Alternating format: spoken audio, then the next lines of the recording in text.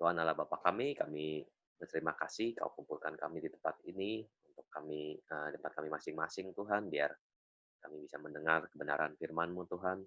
Apapun yang terjadi, kami bersyukur kehidupan kami aman di dalam tangan-Mu Tuhan. Kau berikan kami pengertian lebih lagi Tuhan atas semua firman-Mu Tuhan, biar kami bisa mengerti dan gak cuma mengerti tapi kami mau melakukannya Tuhan. Terima kasih Yesus, hanya dalam namamu kami berucap syukur, haleluya. Amin. Oke, share screen. Oke, terakhir kali Matius 20 kemarin ya, sekarang Matius 21. Ya, seperti biasa yang mau nanya di chat atau mau langsung ngomong juga nggak apa-apa sih, ya, yang mau nanya. Kalau mau langsung ngomong juga boleh kok, kalau nggak harus di chat gitu loh. Oke, Matius 21. Ketika Yesus dan murid-muridnya telah dekat Yerusalem dan tiba di Betfage, itu nama tempat ya, terletak di Bukit Zaitun, Yesus menyuruh 2 orang murid-muridnya dengan pesan, "Pergilah ke kampung," ya sebenarnya kampung tuh kayak pemukiman penduduk gitu ya, terjemahan bahasa Indonesia tuh kampung gitu. Dan di situ kamu akan segera menemukan seekor keledai betina tertambat, diikat gitu ya, anaknya di dekatnya. Jadi itu keledainya baru-baru ngelahirin tuh, ya. "Lepaskanlah keledai itu dan bawalah keduanya kepadaku. Jikalau ada orang menegur kamu, katakanlah Tuhan memerlukannya. Ia akan segera mengembalikannya." Jadi kalau kamu baca ini, Tuhan Yesus tuh sampai sengaja mau memenuhi nubuatan, memenuhi ramalan dalam artian nubuatan gitu ya. Jadi kamu kebayang ya, udah orang-orang mah tahu misalkan dinubuatkan misalkan daerah Australia akan kebakaran misalkan gitu ya. Nah, Tuhan Yesus tuh datang ke sono sengaja bakar Australia gitu. Jadi kira-kira begitu. So, ini tuh juga salah satu cara dia untuk membuktikan yang lu tunggu, yang dinubuatkan oleh nabi itu ya saya gitu loh. Ya, dia kan tinggal masuk kota sebenarnya, ya. Dia tinggal masuk kota, dia tinggal masuk aja gitu loh. Kenapa mesti capek-capek cari keledai segala, terus kalau ada tanya orang bilang Tuhan perlukan, cuma demi memenuhi nubuat. Itu luar biasa kan. Jadi itu semua dilakukan supaya orang tuh benar-benar percaya bahwa ini beneran orangnya. Nggak ada seorang pun yang berani klaim nubuat itu kecuali Yesus. Gitu ya. Sampai saat ini. Nah, mungkin nanti antikris datang ada yang mau jadi Yesus yang lain gitu, kita nggak tahu. Tapi sampai saat ini Yesus yang benar-benar datang dan dia klaim, "Aku yang udah nubuatin itu," gitu. Ya. Supaya itu terjadi supaya genaplah firman yang disampaikan oleh nabi. Katakanlah kepada putri Sion, "Lihat rajamu datang kepadamu, ia lemah lembut mengendarai seekor keledai beban yang muda." So, literally bener-bener digenapin gitu. Ya, demi itu dia pinjem keledai orang gitu ya. Orangnya siapa nggak tahu gitu. Main asal pinjem aja, tapi entar dikembaliin. Maka pergilah murid-murid itu dan berbuat seperti yang ditugaskan Yesus kepada mereka. Mereka membawa keledai betina itu bersama anaknya, mengalasinya dengan pakaian mereka ya. Kenapa pakai pakaian? Kalau kalian bingung, karena dadakan. Ya ini nggak direncanain. Murid-muridnya juga bingung gitu kan. Kan nggak enak kamu ngendarain keledai tanpa alas, nggak enak gitu loh. Ya, kasih pakai begitu loh. Jadi jangan dianggap mistis-mistis sebenarnya. Gitu. Orang banyak yang sangat besar jumlahnya menghamparkan pakaiannya di jalan. Nah ini spontanitas semua nih. Ya, pokoknya kalau kamu ini juga saya percaya begini, kedatangan Tuhan Yesus tuh spontanitas. Orang nggak orang akan mempersiapkan dia apa adanya dengan keadaan dia apa adanya. Makanya kita disuruh harus berjaga-jaga, gitu loh. Ya, sehingga sewaktu dia datang, kita siap. Ya, yang terjadi di sini tuh semua spontanitas, mengabaikan pakaian di jalan, ada yang motong ranting-ranting. Makanya ada yang namanya Minggu Palma, Minggu Palem kalau di Katolik. Ya, kalau yang sekolah di Katolik tahu tuh, suruh cari daun palem kalau zaman dulu. Ada yang pernah ngalamin nggak tuh? Ya, kalau saya dulu ngalamin tuh. Tiap ini Minggu Palem ya, Minggu Palem kalau nggak salah ya, kalau saya salah tolong koreksi ya. Minggu Palem dia nyari daun palem dibawa ke sekolah, kumpulin daun palemnya nanti di gereja gitu. Nah, itu tradisi itu berasal dari sini, gitu ya. Mengaparkan pakaian di jalan, ada yang motong ranting-ranting pohon, menyebarkan di jalan. Kenapa? Pakai pohon palem itu sebenarnya tradisi aja. Kita nggak tahu tepat persis pohonnya apa, kan pohonnya juga di Israel gitu loh. Ya. Banyak orang berjalan di depan Yesus mengikutinya dari belakang berseru, Hosana bagi anak Daud, diberkatilah yang dalam nama Tuhan, Hosana di tempat yang maha tinggi. Jadi udah bener-bener apa? Ini loh yang dinubuatin tuh ini, ya. Kamu mau percaya nggak? Ini udah bener-bener orangnya gitu loh, ya. Ibarat kamu mau nunggu penyelamat tuh ya ini udah datang gitu. Cuma banyak orang nggak menolak dia sayangnya gitu. Ketika ia masuk ke Yerusalem, gempar seluruh orang itu berkata, siapa orang ini gitu ya. Orang banyak itu nyasut, inilah Nabi Yesus, Nazaret di Galilea. Kok Yesus disebut Nabi? Ya nggak apa-apa. Dia banyak kok gelar. Ya, oke, mau disebut Nabi, Rasul ya dia semuanya boleh gitu ya. Dia disebut bintang timur juga boleh. Semuanya kemuliaan demi buat dia kok. Ya, orang lalu Yesus masuk bait Allah, mengusir semua orang yang berjual beli di halaman bait Allah, yang membalikan meja-meja penukar uang dan bangku-bangku pedagang merpati. Ya, di spontanitas juga, obrak-abrik gitu loh. Dan berkata kepada mereka, ada tertulis, rumahku akan disebut rumah doa, tapi kamu menjadikannya sarang penyamun. Ya, jadi bait suci yang harusnya jadi rumah doa, jadi jual beli dan lain sebagainya. Makanya dia marah. Ya, kok dia berhak marah, yaitu rumah dia gitu kasarnya. Jadi dia yang berhak membersihkannya gitu. Ya. Maka datanglah orang-orang buta dan orang timpang kepadanya dalam bait suci dan mereka disembuhkannya. Ketika imam-imam kepala dan ahli Taurat melihat mukjizat yang dibuatnya itu, anak-anak berseru dalam bait Allah, Hosana bagi anak Daud, hati mereka sangat jengkel. Ya, kenapa kok jengkel? Iri kan gitu. Lalu mereka berkata kepadanya, engkau dengar yang dikatakan anak-anak ini, kata Yesus pada mereka. Aku dengar. Belum dengar. Belum dengarlah kamu baca dari mulut bayi-bayi dan anak yang menyusu, engkau telah menyediakan puji-pujian. Ya, jadi kasarnya, kamu dengar gak kamu lagi dipuji? Aku dengar. Emang gua yang layak terima pujian, bahasa simpelnya tuh begitu. Ya, kita tuh manusia sebenarnya nggak boleh terima pujian terlalu banyak. Paham soal ini ya. Ya kan? Orang kalau terlalu terlalu dapat pujian terlalu banyak, sombong dan lain sebagainya. Karena yang layak dipuji itu Tuhan sebenarnya. Tapi Yesus tuh nggak pernah nolak hormat, nggak pernah nolak penyembahan, nggak pernah nolak pujian. So, itu bukti bahwa dia tuh emang Tuhan. Jadi kalau orang tanya di Alkitab ada nggak Tuhan? Banyak. Ya, saya ngomong begini berkali-kali karena banyak sekali yang orang tuh kasih ya banyak orang yang berpikir kok nggak ada ayat tentang Yesus Tuhan, banyak sebenarnya gitu loh. Ya, cuman kadang-kadang bahasanya terlalu ribet, jadi kita nggak ngerti aja. Intinya begitu. Kok kamu lihat nggak orang banyak tuh muji-muji, ya kan? Iya, gua tahu kok. Emang gua layak terima pujian mau gimana? Gitu, pengen gua Tuhan lu, masa gua nggak boleh dipuji? Nah, kasarnya gitu. Ya, bedain sama misalkan kamu nanti baca Kisah Para Rasul. Ya, waktu Paulus mau disembah langsung bilang kan, sembah Tuhan. Di Wahyu juga Yohanes bahkan mau nyembah malaikat, malaikat bilang sembah Tuhan, jangan nyembah saya, gue cuma malaikat kok. Ya, orang kalau dalam Yesus, dalam Tuhan benar-benar ngerti bahwa dia dipuji kelebihan, dia pasti akan mau mengembalikan pujian itu ke Tuhan. Oh Yesus enggak, aku dipuji, ya emang gue layak dipuji, so what? So what gitu loh, kan gitu. Ya, nggak ada manusia yang kayak dia sepanjang sejarah menulis, gitu ya. Lalu meninggalkan kepada mereka pergi keluar kota Betania dan bermalam di situ. Pada pagi-pagi dalam perjalanan kembali ke kota, Yesus merasa lapar. Dekat jalan ia melihat pohon ara, lalu pergi ke situ, ia tidak mendapat apa-apa pada pohon itu selain daun-daun saja. Katanya kepada pohon itu, engkau tidak akan berbuah lagi selama-lamanya. Seketika itu juga keringlah pohon ara itu. Ya. Melihat kejadian itu, tercenganglah murid-murid berkata, bagaimana mungkin pohon ara itu konyong-konyong jadi kering? Ya. Yesus menjawab mereka, aku berkata kepadamu, sesungguhnya jika kamu percaya dan tidak bimbang, kamu bukan saja dapat berbuat apa yang kuperbuat pada pohon ara itu, tapi kalau kamu berkata kepada gunung ini beranjaklah dan dicampakkan ke dalam laut, hal itu akan terjadi. Apa saja yang kamu minta dalam doa dan penuh kepercayaan, kamu akan menerimanya.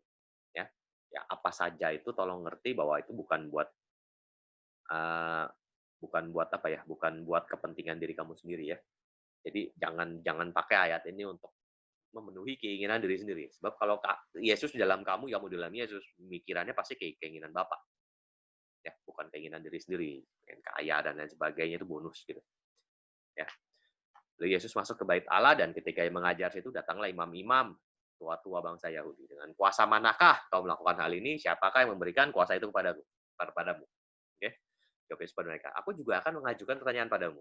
Jikalau kamu memberi jawaban padaku, aku juga akan mengatakan padaku dengan kuasa manakah aku melakukan hal itu. Dari manakah? Baptisan Yohanes. Jadi ini Yesus ditanya balik, dia tanya balik gitu ya kan? Ini yang disebut gini, kepada orang luar tuh dia kasih perumpamaan, dia kasih puzzle, dia kasih pertanyaan malah dengan pertanyaan.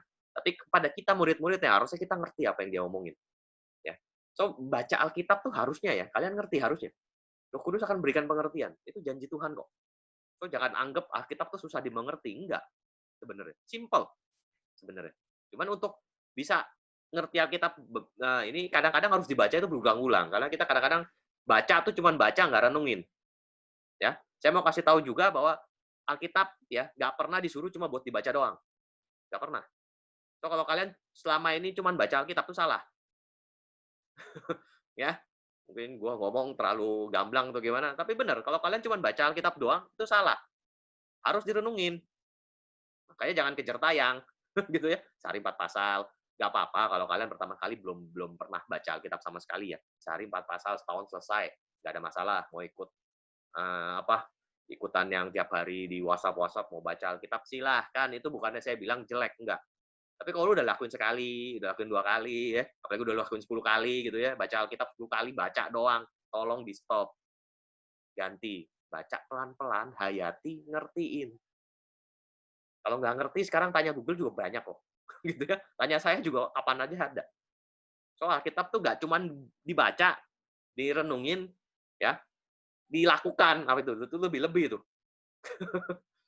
Oke? Jangan cuman dibaca, ya. Jangan cuman asal lewat, benar-benar harus renungin, gitu. Oke, aku akan mengatakan, dari manakah baptisan Yohanes? Dari sorga atau manusia? Dia bingung kan? Kalau dari sorga, kalau gitu lu kenapa nggak percaya? Kalau dari manusia, nanti gue digebukin sama orang banyak, gitu kan? Karena Yohanes tuh dianggap nabi saat itu, serba salah, gitu kan? Lalu dia main aman, jawab Yesus kami nggak tahu. Yesus pada mereka, ya udah kalau gitu gue juga nggak kasih tahu lu, gitu ya. Kenapa gue mesti kasih tahu lu? Oke, tapi kalau murid-muridnya kan tahu, dia dengan kuasa Tuhan dalam hal itu. Oke, apakah pendapatmu tentang ini? Seorang punya 2 anak laki-laki. Pergi kepada sulung dan berkata, anakku pergi bekerjalah hari ini dalam kebun anggur. Ya, ini ini ini banyak nih orang Kristen termasuk saya dulu gitu. Jawab anak itu, baik bapak, tapi dia nggak pergi. Ya, ini yang saya bilang konotasinya adalah kalian kalian baca Alkitab cuma baca doang tapi nggak renungin kayak gini nih sama. Ya, disuruh Tuhan, baik bapak tapi nggak pergi ya percuma gitu loh. Kamu baca Alkitab nggak renungin, kurang lengkap.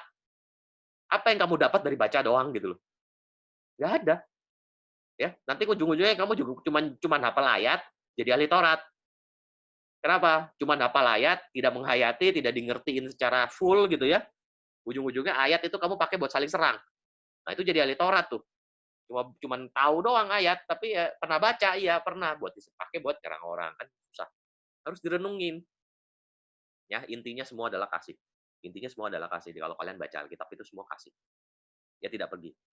Lalu kata orang itu pergi pada anak yang kedua, sama, pergi dong, gitu ya.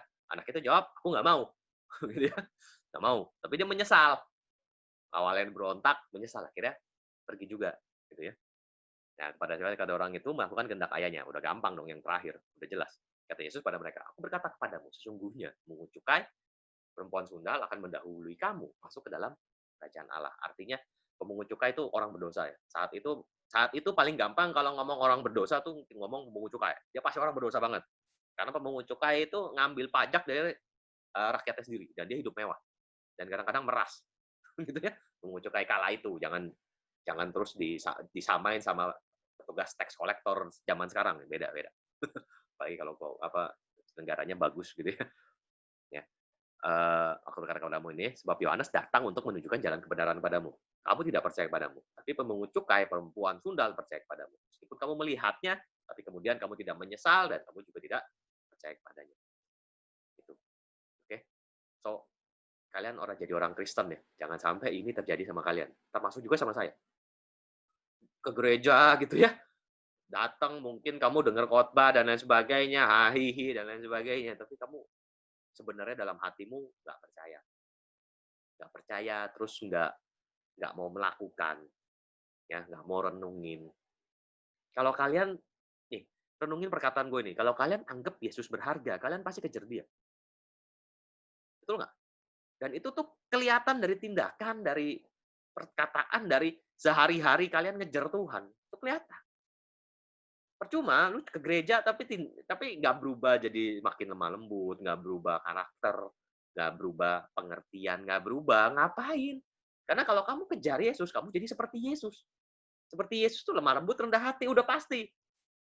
Ya, kalau sampai ke gereja puluhan tahun masih aja sombong, masih suka nyala-nyalain orang, ngapain? Itu yang disebut ayat ini gitu loh. Kamu dapat kebenaran tapi kamu lalai ngelakuinnya. Ya, ujung-ujungnya yang pendosa yang lain lah yang percaya ya, yang akhirnya dia nggak mau dan akhirnya dia mau gitu loh. Jangan sampai jadi begitu. Jangan sampai jadi begitu. Tapi renungin hal ini. Makanya tiap tahun gue selalu bilang kepada kalian bahwa cek iman kalian. Iman kalian bertumbuh nggak? Stagnan aja itu gawat loh. Nah, jangan ngomong turun deh. Iman lu tahun ini sama tahun lalu gede mana? Harus tumbuh. Pengertian lu tahun lalu sama tahun ini kayak gimana? Harus tumbuh.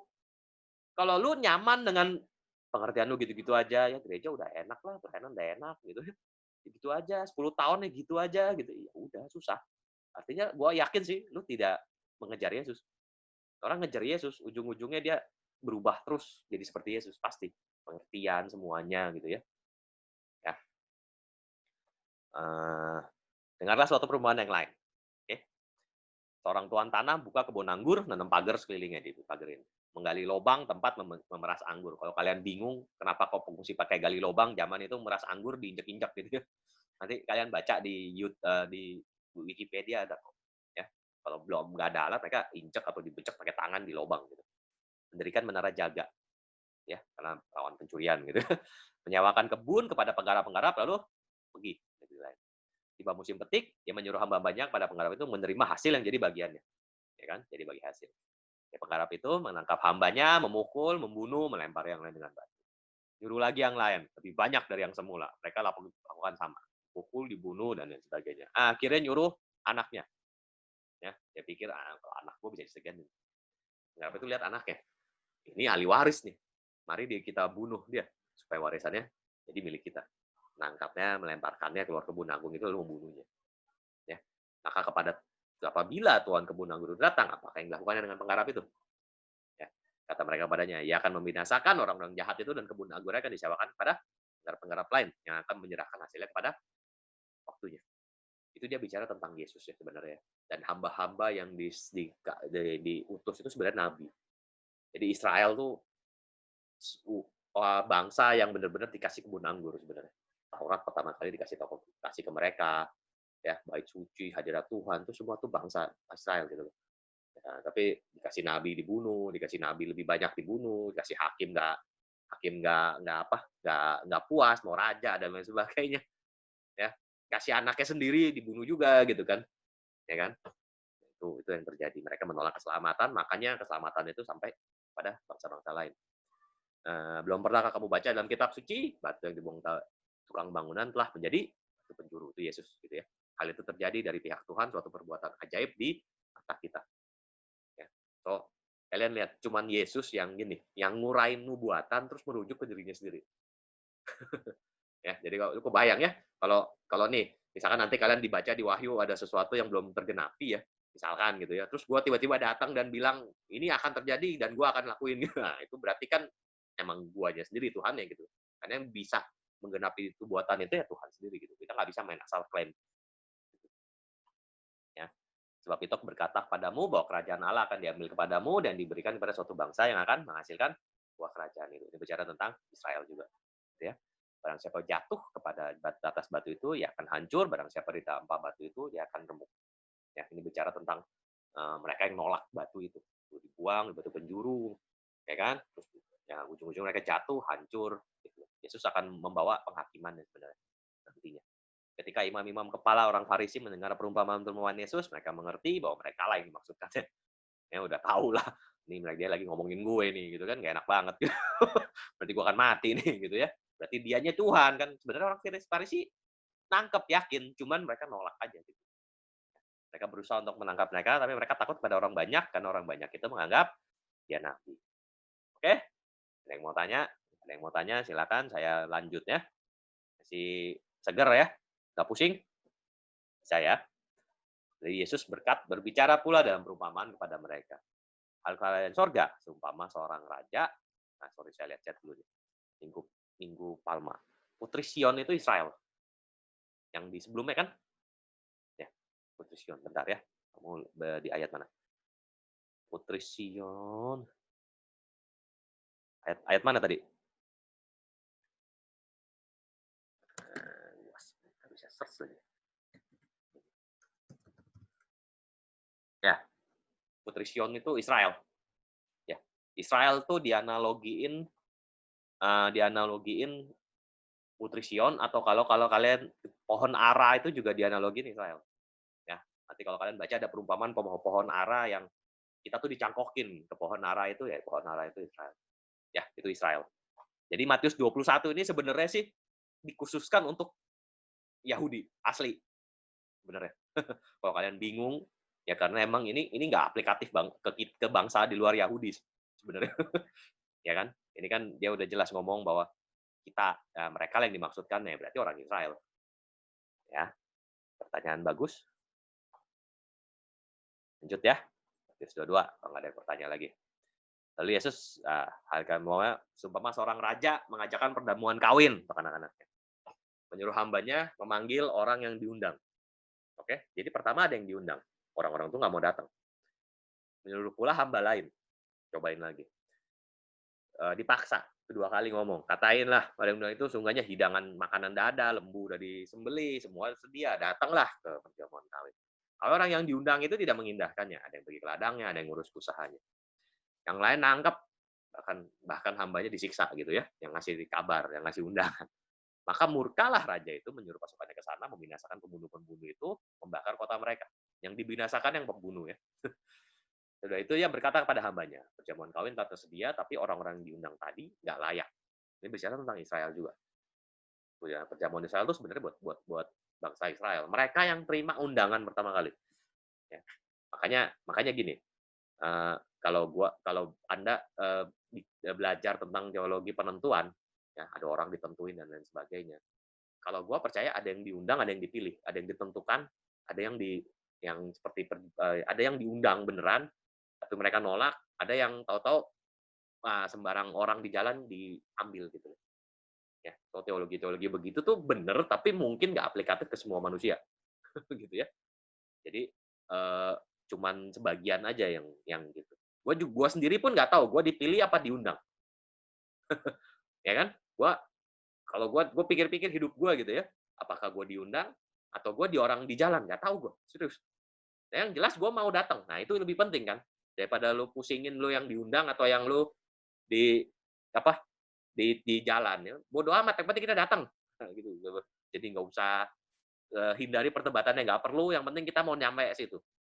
Gitu loh. Ya, pergilah persimpangan jalan.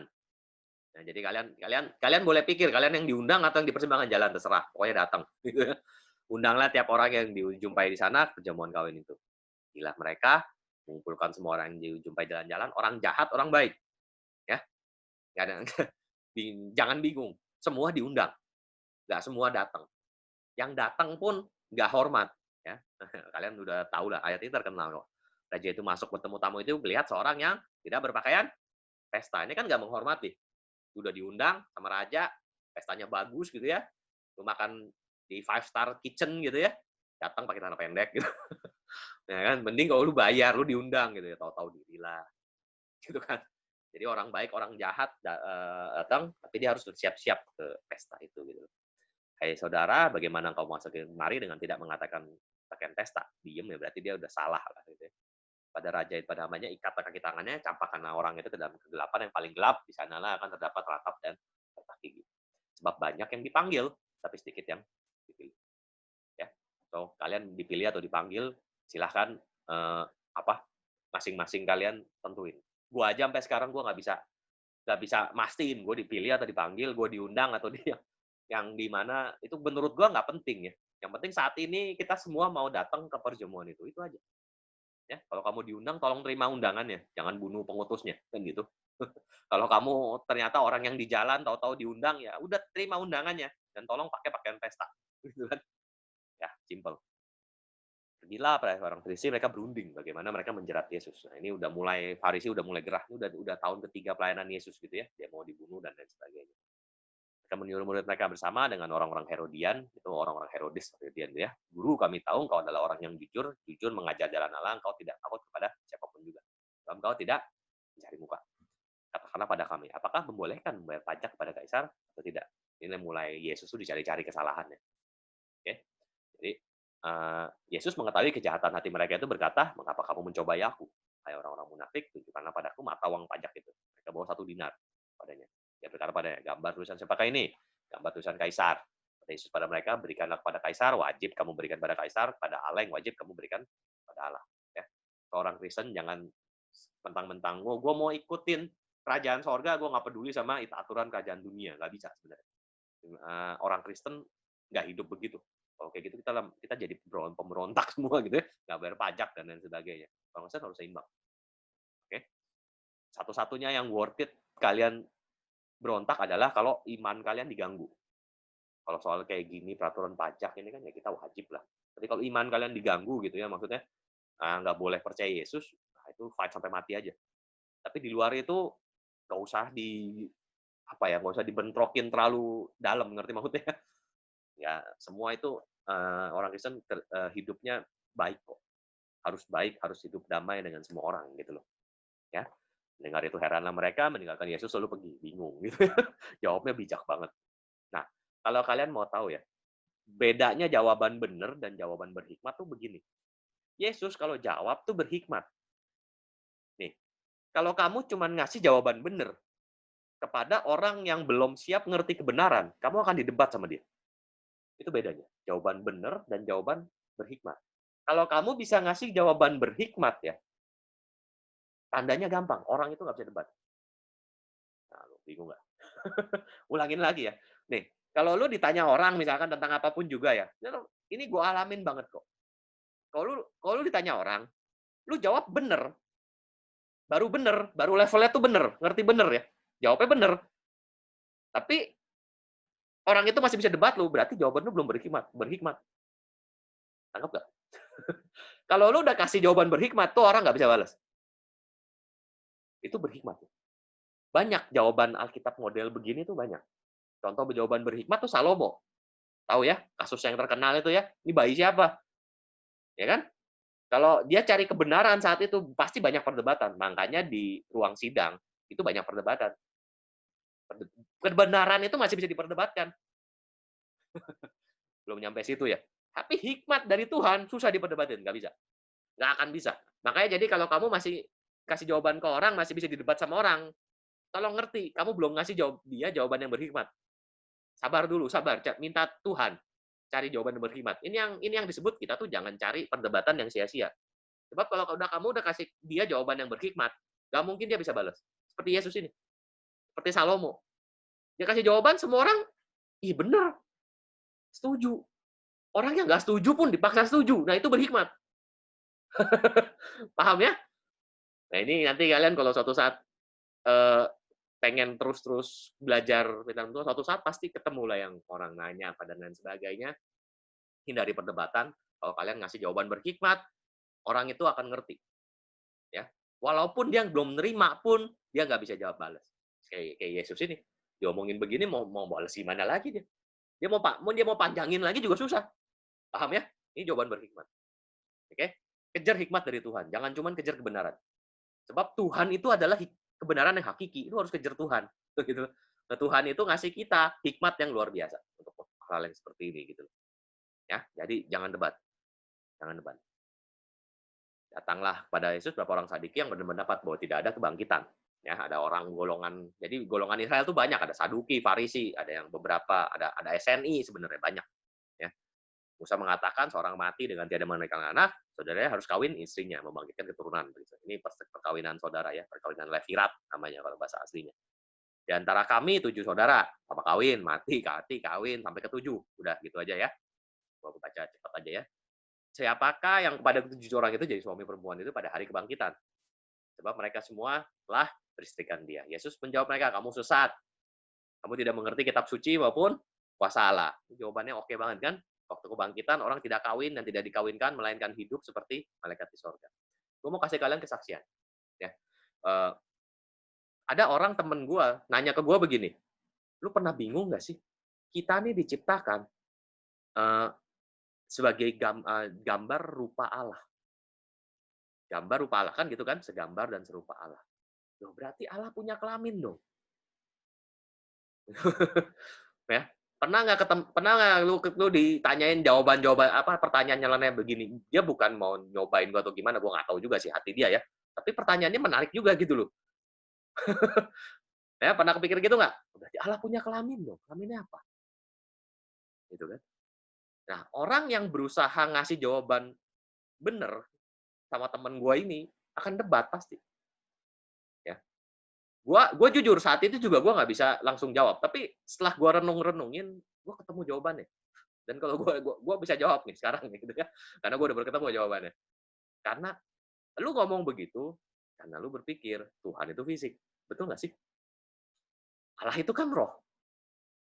Di fisiknya dia punya kelamin, siapa tahu rohnya nggak punya, kita nggak tahu. Kalau lu baca Wahyu kan makhluk roh beda-beda juga gitu ya.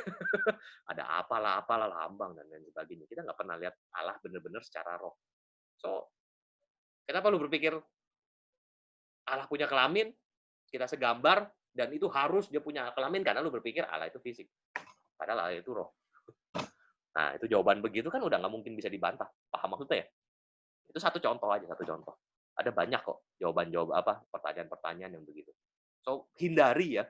Gua gua saranin ke kalian benar-benar yang benar-benar suka sama pertanyaan-pertanyaan mendalam begini tuh hindari jawab orang lebih dari 2 kali. Itu saran gua. Kali oke, 2 kali dia masih debat juga, berarti lu belum ketemu jawaban berhikmat. Jawaban lu masih bener, bener menurut lu, ya. Kok salah ngasih jawaban bener? Bukan salah. Kadang-kadang gini loh, kalau lu ngasih jawaban bener kepada orang yang belum saatnya ngerti kebenaran, susah.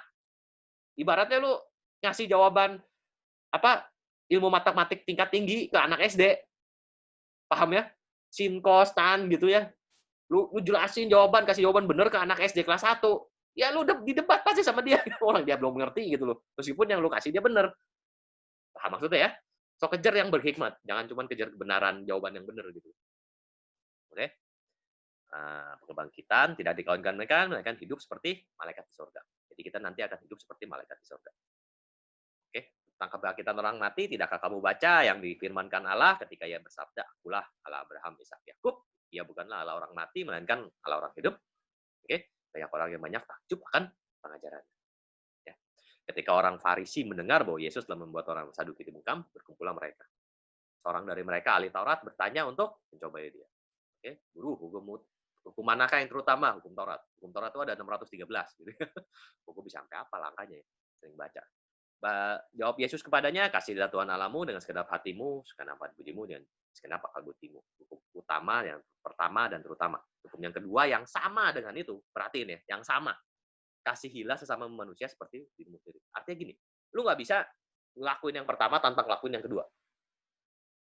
Ya, lu bilang lu mengasihi Tuhan, tapi lu nggak mengasihi sesama, bullshit. Gitu ya. Lu bilang lu nyembah Tuhan, lu di gereja nyembah Tuhan, nyanyi. Ya lu sebut aja lah kegiatan penyembahan lu apa di gereja. Tapi lu pulang ke rumah ribut sama orang tua, nggak mengasihi dia. Gua kasih tahu, lu nggak nyembah Tuhan. Gua nggak percaya itu. Gitu ya. Mengasihi Tuhan, mengasihi sesama wajib. Itu. Lakuin bareng. Gitu. Oke, jangan bingung soal ini. Ya. Jangan hakimi iman, kita cuma bisa hakimi perbuatan. Itu penting. Ya. Gua nggak percaya ada orang nyembah Tuhan terus nggak menghargai manusia. Gua nggak percaya. Berarti dia belum nyembah Tuhan. Itu gue yakin. Oke. Pada kedua hukum inilah tergantung seluruh hukum Taurat dan kitab para nabi. Ketika seorang Farisi menegur, Yesus berkata pada mereka, katanya, apakah pendapatmu tentang Mesias? Anak siapakah dia? Kata mereka padanya, anak Daud. Kenapa anak Daud? Pokoknya keturunan Daud maksudnya gitu ya, suku Yehuda. Jika demikian, bagaimanakah Daud oleh pemimpinan Roh Kudus dapat menyebut dia tuannya ketika ia berkata, Tuhan telah berfirman kepada Tuanku, itu di Mazmur nih ya, duduklah di sebelah kananku sampai musuh-musuhku kutaruh di bawah kaki. Jadi jika Daud menyebut dia tuannya, bagaimana mungkin dia anaknya pula? Ya. Tidak ada seorang pun yang dapat menjawabnya, dan sejak saat itu tidak ada seorang pun juga yang berani menanyakan sesuatu kepadanya. Jadi pertanyaan ngejelimet ini, ya, Ngejelimet buat orang yang nggak ngerti, dilontarin Yesus supaya dia nggak diganggu lah kasarnya gitu. Tapi ini gampang dimengerti kok, ya. Ya dia Tuhannya juga. Anak Daud tuh maksudnya keturunan, oke? Jadi Daud nyebut Tuhannya Tuhan ya nggak ada masalah. Anak Daud tuh maksudnya keturunan, oke? Cat. Oke, konotasi pakaian pesta ya, Wandi ya, konotasi pakaian pesta itu gimana kalau di aplikatif ya, kamu bersiap-siap, aplikatifnya itu bersiap-siap, ya. Aplikatifnya gini deh, ada Jokowi mau datang ke rumah kamu, apa yang kamu lakukan? Pasti bersih-bersih, pasti kan? Nyapu-nyapu, masa lu nggak nyapu, presiden mau datang? Terus masa lu sambut dia dengan kaos kutung? Bisa dibully seorang se-Indonesia lu, ya, di media sosial gitu ya. Wandi ketemu Jokowi, dia pakai kutung gitu ya, bulu ketek kemana-mana. Bercanda-bercanda ya, maksudnya tapi ngerti itu ya. Lu harus siap-siap dong, mau ketemu raja kok. Apalagi apa, eee, apa sih, raja ada segala raja gitu loh, ya. Kamu harus siap-siap. Bisa paham ya, Wan, ya? Aplikatifnya. Jadi kamu setiap hari kamu lakuin yang terbaik buat Tuhan, itu aplikatif udah. Pekerjaan ya, kalau ada orang susah kamu jangan bilang, "Ya gimana ya hidup ini susah," gitu ya. Kamu jadi bikin tambah dia down dong. Oke, ada orang curhat ke kamu susah, lu mau tahu nggak apa cara supaya nggak susah? Ikut Yesus yuk. Nah, kira-kira gitu kan. Cari yang terbaik gitu loh. Ada kesempatan untuk nginjil, tolong nginjil. Jangan sampai enggak. Itu penting. Orang Kristen harus nginjil. Ya, dimanapun, dalam keadaan apapun. Paling enak nginjil kalau ada saudara yang sakit. Gitu. Doain dong, ya, pasti mau. Gitu ya. Oke, bisa ya? Satu pasal lagi masih cukup. 123. Maka berkatalah Yesus kepada orang banyak dan murid-muridnya katanya, ahli-ahli Taurat dan orang Farisi telah menduduki kursi Musa. Kursi Musa itu maksudnya posisi Musa saat ini, gitu ya. Jadi mereka yang mimpin bangsa Israel seperti Musa dulu mimpin bangsa Israel. Itu maksudnya kursi. Sebab itu turutilah dan lakukanlah sesuatu yang mereka ajarkan kepada kamu, tapi janganlah kamu turuti perbuatan mereka karena mereka mengajarkannya tapi tidak melakukannya. So, ini aplikatif sekali dengan misalkan ya, ya kalau zaman gue dulu ya gue bicara aja lah. Ada penyanyi rohani ya, dan yang dulu lagunya kita suka, youth tuh suka banget. Kalian juga pasti tahu gitu ya. Albumnya banyak, lagunya kita suka, oke. Terus suatu saat toto dia tatoan, ya. Oh ya tatoan dia bilang buat nginjil dan lain sebagainya. Oh toto dia gondrong. Ya maksudnya zaman itu tato masih tabu ya nggak kayak sekarang gitu. Terus toto dia cerai, terus dia kawin lagi. Kalian tahu lah siapa gitu. Oke? So terus apakah kita nggak boleh denger dia ngajar lagi? Oh silakan. Paham maksudnya ya? Lu apa yang dia ajarin baik silakan, tapi perbuatannya lu jangan ikutin. Prinsipnya tuh ya, orang Kristen tuh bukan begini nih, ketahuan buat zina misalkan, ketahuan buat dosa, terus dikeluarin gereja, udah dia nggak bermanfaat sekali. Paham maksudnya ya? Lu nggak boleh pelayanan lagi. Pendeta nih, misalkan pendeta ketahuan zina misalkan, worship leader dan lain sebagainya gitu ya, ketahuan zina, dikeluarin gereja, nggak boleh ngajar lagi, nggak boleh ini. Ya, kalau digituin dia tambah jatuh dong. Ya, ya ngerti, mungkin perbuatannya dia salah dan lain sebagainya, kalau dia mau bertobat, pengajarannya itu tetap oke. Karena itu dia ngajarin yang benar kan. Nah, maksudnya ya kan? Salomo dah contohnya Salomo. Dia nulis kitab Amsal. Itu Amsal masih kita baca sampai sekarang. Bagus banget kan? Terus dia jatuh ke penyembahan berhala. Ya kan? Istrinya 1.000. Apakah terus kitab Amsalnya jadi nggak boleh dibaca? Kan enggak. Nah, maksudnya ya, berhikmatlah di situ. Jangan lihat perbuatannya, jangan tiru perbuatan yang jelek. Pengajaran yang bagus, okein. Nggak apa-apa. Karena apalagi kalau dia orang yang berkuasa saat itu. Gimana? Kalau tapi pekerjaannya bagus, ya udah, pengajarannya bagus, ya apa-apa. Ya, gitu ya. Ini bukan excuse untuk berbuat buruk loh ya, kalau ngerti ya. Tapi kita memandang orang harus begitu.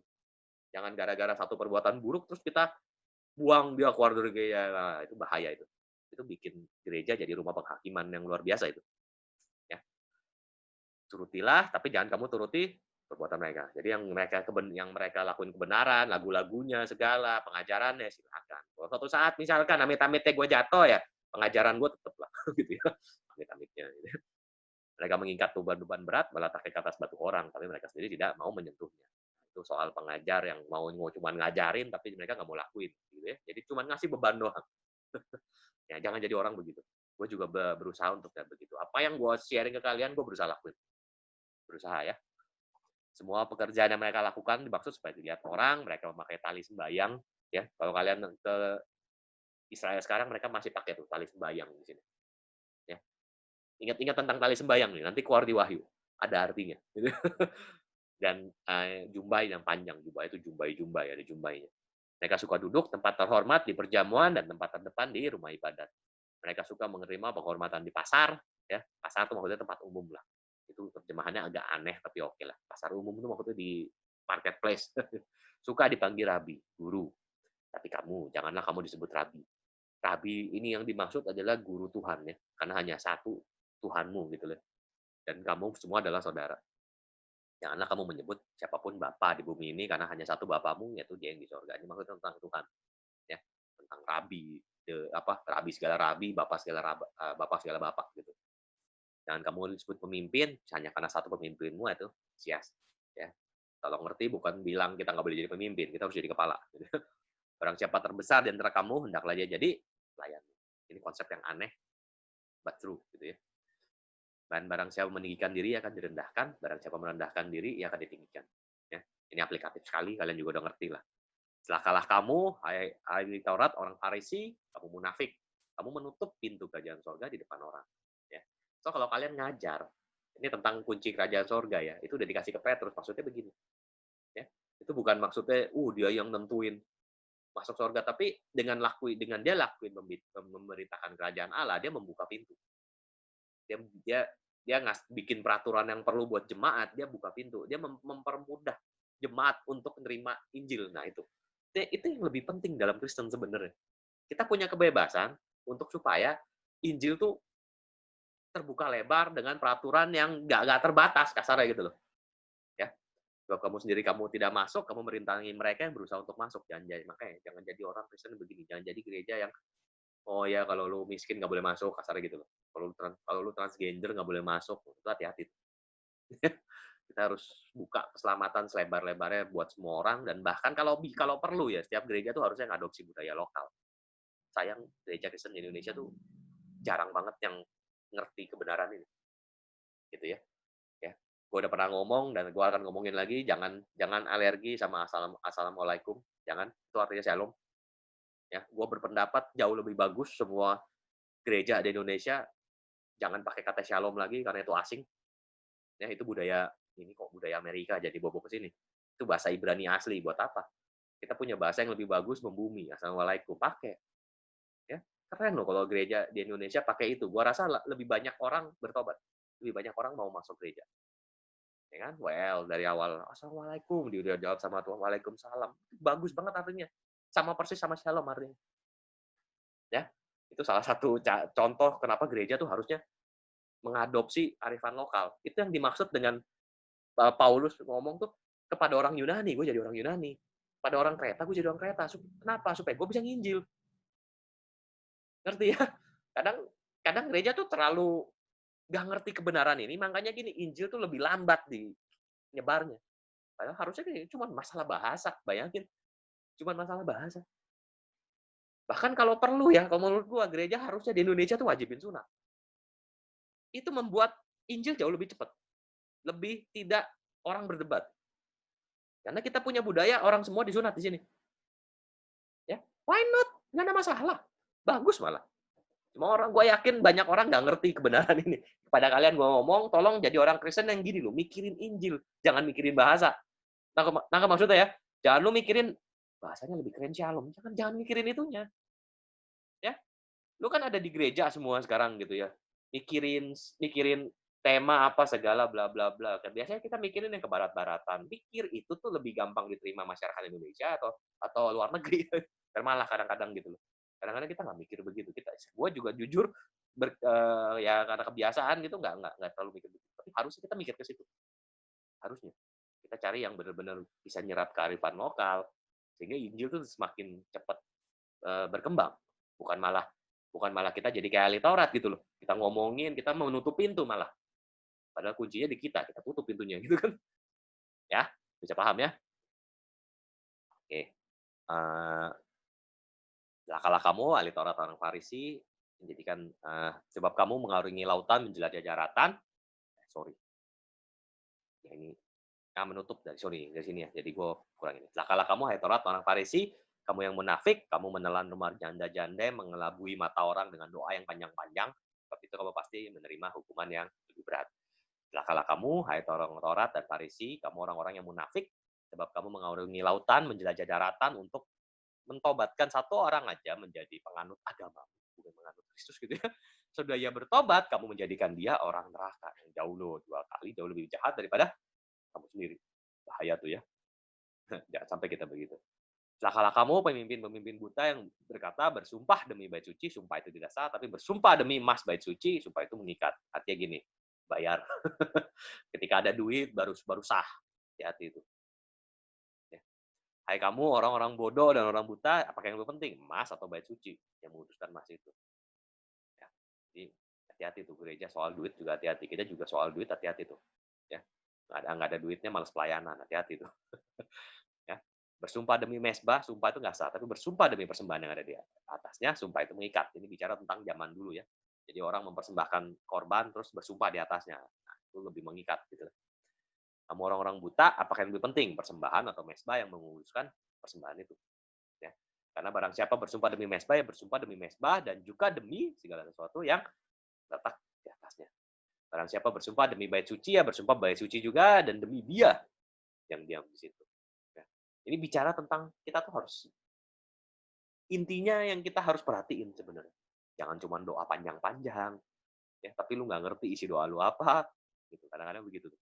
Ya, ini ngerti ya. Ini cuman Yesus tuh bicara panjang, tapi intinya satu. Kamu harus tahu intinya sebenarnya. Barang siapa bersumpah demi sorga, ya bersumpah demi takhta Allah, juga demi dia yang bersemayam di atasnya. Celakalah kamu, hai orang Taurat dan Farisi, orang munafik, sebab persepuluhan dari selasi, adas manis, jintan kamu bayar, yang terpenting dalam hukum Taurat kamu abaikan. Keadilan dan belas kasihan. Ya, lu kasih persembahan ke gereja, gitu kan? Tapi lu nggak pernah berbuat adil. Lu kasih perpuluhan rutin ke gereja, tapi lu nggak pernah punya belas kasihan. Ya. Lu datang ke gereja, tapi sama pasangan hidup aja nggak setia, misalkan. Percuma kan? Apa lu pikir persembahan lu itu akan diterima Tuhan dengan cara hidup lu seperti itu gitu? Ya, itu intinya gitu loh, ya. Nah, soal soal perpuluhan, gue mau kasih pengertian kepada kalian, orang Kristen tuh pasti memberi, pasti. Ya, karena gereja kita ada aturan perpuluhan, ikutin aja. Oke? Gue yakin memberi, orang Kristen itu nggak akan bisa jadi miskin. Tapi kalau kalian bener-bener doanya melimpah-limpah kan? Kalau kalian berdoa melimpah-limpah, pasti memberi. Kalau kalian doa minta berkat berlimpah-limpah, tapi nggak pernah memberi, berarti kalian bohong sama Tuhan. Ya kan? Simpel aja. Limpah itu kan keluar. Loh, kalau kamu dikasih berkat terus nggak pernah limpah keluar, tapi kamu mintanya terus berlimpah-limpahnya lagi bohong sama Tuhan kan? Kira-kira gitu. Ya, pasti memberi. Besarnya sesuai iman kalian, tolong. Oke, silahkan. Yang jelas 100% punya Tuhan sebenarnya. Jangan pernah cuma bilang 10% punya Tuhan. Hati-hati itu. Misleading itu. Ya, 100% punya Tuhan. Oke. Yang satu harus dilakukan, yang lain jangan diabaikan. So, intinya ini harus penting. Hai kamu pemimpin-pemimpin buta, nyamuk kamu tapiskan dari minumannya, tapi unta di dalamnya kamu telan. Ini kamu kalau baca yang begini-begini, ini satu pasal masih bicara tentang hal yang sama. Jangan pusing. Ini dia bicara tentang adat di sono dan perumpamaan yang nyambung sama orang sana gitu loh. Ya. Celakalah kamu hai orang Taurat dan orang Farisi, hai kamu orang munafik, kawan yang pinggan, kamu bersihin sebelah luar ya, tapi sebelah dalamnya nggak dibersihin, penuh penuh kerakusan gitu ya. Hai orang Farisi yang buta, bersihkan dulu sebelah dalam cawan, maka sebelah luarnya juga akan bersih. Ya, jadi yang lebih penting di hati daripada perbuatan yang di luar. Celakalah kamu, hai ahli Taurat, orang Farisi, kamu yang munafik, kamu seperti kuburan yang dilabur putih yang sebelah luarnya emang bersih, tapi dalamnya penuh tulang belulang dan berbagai jenis kotoran. Ya, so, jadi Yesus bicara sama terus nih, jangan bingung. Terimalah juga demikian juga kamu, sebelah luar kamu tampaknya benar, tapi di sebelah dalam kamu penuh kemunafikan. Jangan jadi orang Kristen seperti itu. Celakalah kamu, hai orang Taurat dan orang Farisi, hai kamu yang munafik, sebab kamu membangun makam Nabi, memperindah tubuh orang saleh. Bayangin, makam tubuh diperindah. dan berkata, "Jika kami hidup nenek moyang kita, tentulah kami tidak ikut dengan mereka." Padahal mereka sekarang mau bunuh Yesus, gitu ya. Tapi dengan demikian kamu bersaksi terhadap diri kamu sendiri bahwa kamu adalah keturunan pembunuh nabi-nabi itu. Jadi penuhilah juga takaran nenek moyangmu. Takaran itu artinya apa yang diperbuat oleh nenek moyangmu ditakarin kepadamu, gitu. Ya, itu yang kita sebut, gereja kita sering sebut dengan dosa keturunan, itu keturunan. Itu Alkitabiah kok. Ya, Alkitabiah. Tapi tenang, jangan khawatir. Kalau kalian terima Yesus, semua itu dibebaskan. Dia yang ngutuk, dia juga yang bisa bebasin. Ya. Nah, kalau kalian terima berkat dari iblis, gampang dibebasinnya sama Yesus. Tapi kalau kamu sampai dimusuhin sama Tuhan, siapa yang mau bebasin? Iblis juga nggak akan mau bebasinnya. Gitu. Jangan sampai bikin Tuhan jadi musuh kalian. Gitu. Oke. Hai kamu ular-ular, kamu ular beludak, bagaimana mungkin kamu dapat meluputkan diri dari hukuman neraka? Seperti itu lihatlah, aku mengutus padamu nabi-nabi, orang bijaksana, ahli Taurat, separuh dari mereka kamu bunuh, kamu salipin. Gitu ya. Jadi banyak sebenarnya yang dibunuh.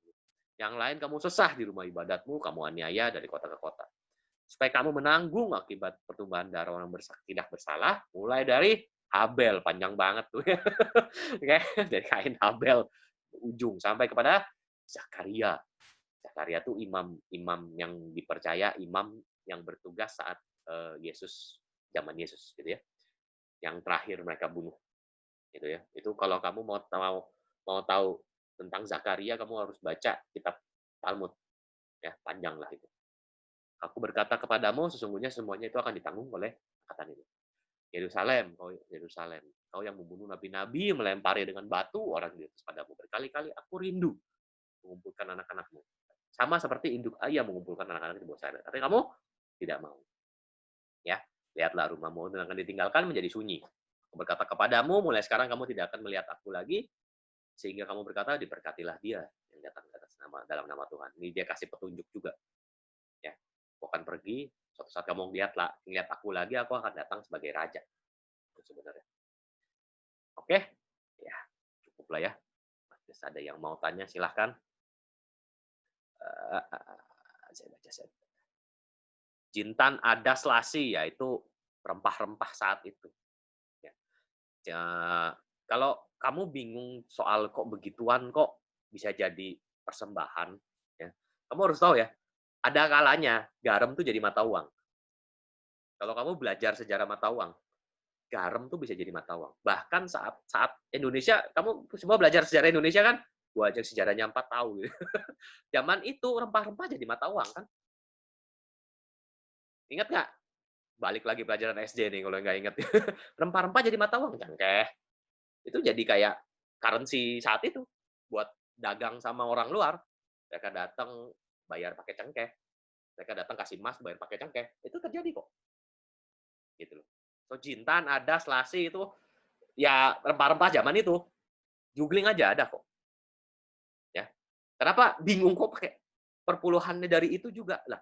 Perpuluhan orang Israel itu emang salah satunya dari hasil bumi. Ya. Perpuluhan orang Israel tuh nggak cuma uang. Uang iya salah satunya. Hasil bumi iya juga. Jadi kalau dia panen sepersepuluhnya harus kasih ke bait suci. Gitu. Ya. Paham Mondi ya? Oke, ada lagi yang mau tanya? Silahkan kalau ada yang mau tanya. Nah, kalau belajar sejarah mata uang itu lucu kok. Garam bisa jadi mata uang zaman dulu. Ya. Rempah-rempah sampai akhirnya emas. Emas terus akhirnya jadi uang kertas kita sekarang. Nah, kalau kalian yang belajar ekonomi makro tuh mesti ngerti tuh nilainya uang kertas itu tuh. Ekonomi makro. Ada lagi yang mau tanya? Kalau nggak ada, kita sudah beres. Silahkan yang mau ngobrol-ngobrol. Oke, kira-kira minggu depan Matius beres lah nih. Nanti gua usahain buru-buru Matius beres lah minggu depan. Oke, jadi 2 minggu lagi kita bisa masuk Wahyu. Nih pegang perkataan gua nih ya. Jadi kalian jangan berpikir Wahyu itu tuh kitab yang menyulitkan, kitab yang penuh teka-teki. Kalian baca aja, judulnya sih Wahyu. Ya toh? Pewahyuan kan artinya kan? Kalau kamu diwahyukan, artinya kamu ngerti atau kamu makin bingung? Simpel kan? Betul nggak? Pernah ada yang berpikir begitu? Itu simpel sekali. Tuh, kamu baca kitab tentang pewahyuan. Kok malah makin pusing? Banyak simbol iya ngerti. Kadang-kadang kita tuh kalau udah baca simbol, tapi terus kita nggak renungin, "Udahlah, udah gue nggak ngerti dah." Ya, biasa paling begitu doang. Kayak gue zaman dulu juga gitu, "Apa sih ini nggak ngerti semua?" Gitu ya. Jadi kalau kalian nggak percaya coba deh, baca Wahyu ya, nanti pulangnya siap-siap gitu ya, nanti kalian mau baca, kalian baca pelan-pelan dengan pikiran bahwa ini tuh kitab yang harusnya bikin gua ngerti. Karena namanya aja kitab Wahyu, ya, simpel, harusnya mengerti. Apalagi gini nih, kita anak Tuhan. Kalau orang bukan Kristen baca Wahyu, iya gua percaya dia hancur-hancuran, nggak ngerti. Kenapa Wahyu ditulisnya begitu? Itu prinsip dari Tuhan. Kepada anak Tuhan dikasih pengertian, kepada orang luar dikasih teka-teki, kan gitu. Ya kan? Kepada orang luar gue kasih perumpamaan supaya lu pada nggak ngerti. Ya kan? Kepada anak Tuhan gue kasih benarannya. Nah, kalau kalian nggak ngerti, kita nggak ngerti, gue nggak ngerti, artinya gue di luar anak Tuhan dong. Kan gitu kasarnya. Namanya juga pewahyuan kok. So bukan hal yang menyeramkan, tenang lah. Ya, ada banyak penafsiran, nggak ada masalah. Yang penting ya, kalau kalian baca kitab Wahyu atau kalian denger kitab Wahyu terus malah jadi makin takut gitu ya, pengen jual rumah, berdoa 24 jam gitu, itu salah udah gitu. Ya. Semua penafsiran akhir zaman intinya satu kok, berjaga-jaga. Karena kamu nggak tahu kapan dia datang. Itu doang kok. Ya. Ada yang bilang apakah COVID ini akhir zaman apa bukan? Ya bisa jadi. Bisa jadi juga enggak. Why not? Kenapa mesti dipusingin? Yang paling pusing gini, kamu kamu udah siap belum? Ya. Nggak cuma siap maksudnya Tuhan datang loh. Tuhan datang tuh bisa dua hal ya. Tuhan datang secara fisik atau kamu meninggal. Tapi sama-sama Tuhan datang ke kamu. Ya kan? Sama aja. Soalnya kita harus siap-siap. Bersiap-siap, berjaga-jaga. Itu jauh lebih penting dari semuanya. Oke? Menarik ya. Semoga gue bisa membuat kalian lebih jelas, nggak pusing. Yang mau tanya, silahkan. Mau ngobrol-ngobrol, silahkan. Ya, ada siapa aja sini? Aduh, belum lihat. Si Gra, ada si Alvin juga, ada Shannon. Hai, udah nih, udah beres nih. Silahkan yang mau ngobrol-ngobrol.